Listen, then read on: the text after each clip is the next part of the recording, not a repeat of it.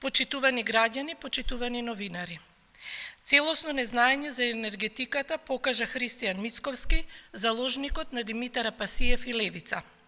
Со месеци Мицковски ја лажеше и плашеше јавноста дека енергетскиот сектор е пред колапс, дека нема да имаме доволно струја и енергенси за грејната сезона. Реалноста е сосема поинаква.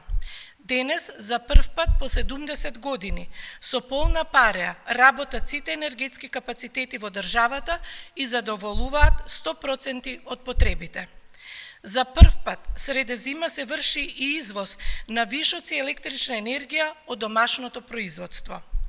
Ако надлежните го слушаа Мицковски да се набави газ одеднаш за целата грејна сезона, сега државата ќе беше во загуба од стотици милиони евра, затоа што во периодот кога Мицковски бараше набавка, цената на природниот газ рушеше рекорди.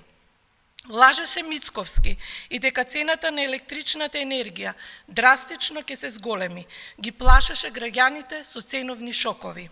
Денес, цената на струјата е намалена за 20% за околу 70.000 мали компании кои што се на регулираниот пазар, а 99,2% домакинствата немаат зголемени цени за електричната енергија. Се што кажа Христијан Мицковски за енергетската криза излажа. Се што предвиде излезе обратно.